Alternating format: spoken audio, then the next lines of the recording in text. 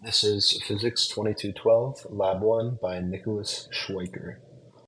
So for the introduction, the purpose of this lab is to approximate the number of excess electrons on a charged piece of tape and then test the interactions with my hand and then a charged pen. This amount of excess electrons was calculated by taking a piece of charged tape to another and make it float stationary against the force of gravity. So the system in this situation is just the tape, or the two pieces of tape, and then the surroundings is Earth.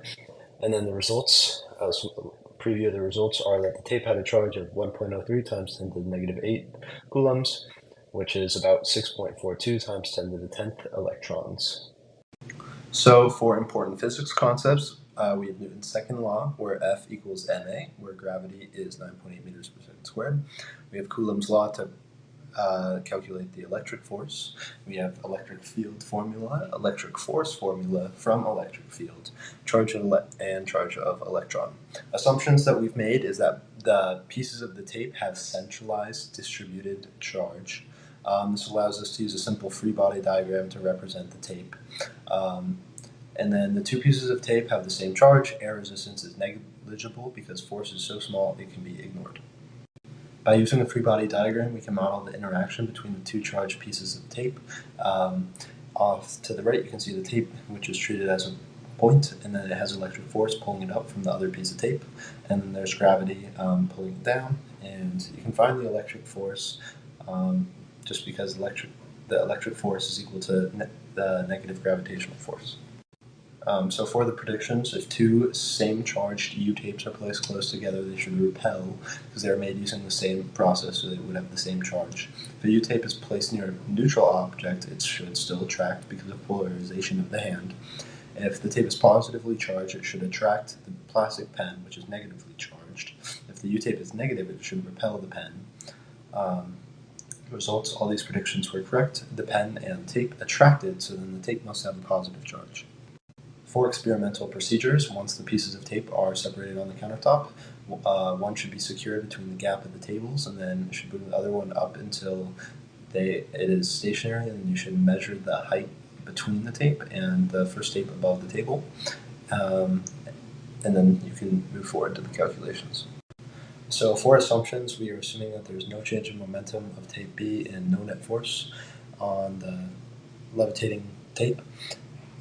The only forces are gravity due to Earth and the electric force from the tapes.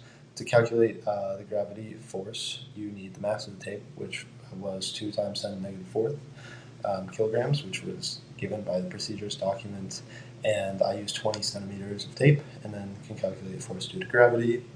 Then there's the measured distance between the tape, which was 2.2 centimeters, and then you know the magnitude of gravitational force is equal to magnitude of electrical force. So set those equal to each other, and by the calculations done in the bottom right, I found that the charge on the pieces of tape was 1 times 10 to the negative 8th coulombs, which is 6.4 times 10 to the 10th electrons, and then by calculating the amount of atoms, I found the ratio is 5.92 times 10 to the 6th atoms to 1 excess electron. Here is my GlowScript code off to the right.